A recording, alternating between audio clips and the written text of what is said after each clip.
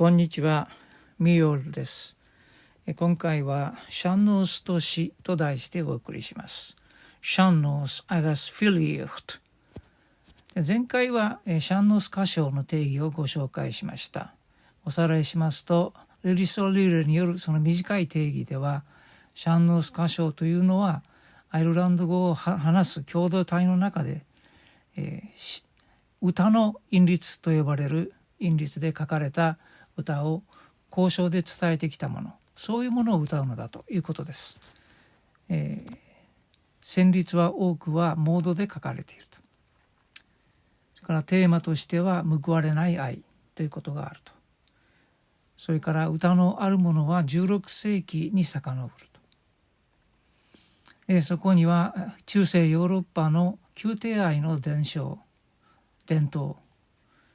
の名残があるといったようなことをお話ししました。今回はもう少し突っ込んでシャンノースの起源とは何かということについてお話ししたいと思います。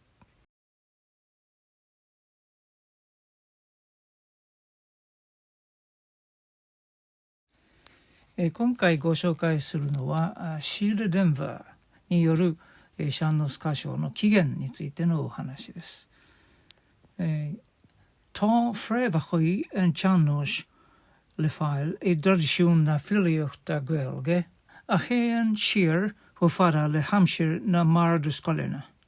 Ta fuin agus focal na noran channos kangalche godlu le na chele agus vi agus go jivin ta fos antor ag pobl na gwelge agus na dine ele nach ied iliocht agus skelta na noran shawと書いてあります。この、お話をしているのはですね、シール・デンバーと言いまして、DCU、ダブリンシティ大学の准教授の先生であります。でこの方によりますと、シャンノースの起源とは、アイルランド語の詩にあると、フィリウフとゲールゲであると。でそれは、バードスクールですね。バルドスコレナと書いてありますが、バーディックスクールズと呼ばれるものの時代に遡るということが書いてあります。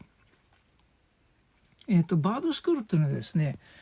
時代でいうと13世紀から17世紀くらいなんですが、そこではですね、これは世俗の教育機関でして、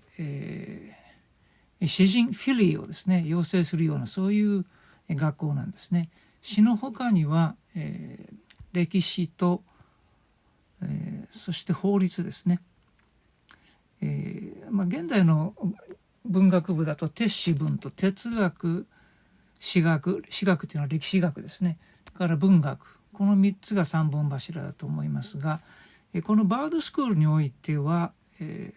法史文って言いますかね。法学、史学、文学といっても詩ですけれども、でその詩を教える学校、これは民間って言いますかね、世俗の方の学校です。一方哲にあたる、神学はですね、修道院の中で、教えられていました。でこの所属の方の学校のバーディックスクールの時代にまで遡るということで、前回は16世紀というお話ししましたが、詩としての起源を探るとですね、13世紀から17世紀ぐらいのバーディックスクールに、遡るということが言われております。それでですね、その、旋律と言葉はですね、このシャンノースの歌の旋律と言葉とは、互いに深く結びついているということを言っておりますね。でそして、その、詩とですね、物語ですね、このシャンノースの歌のですね、詩と物語とはですね、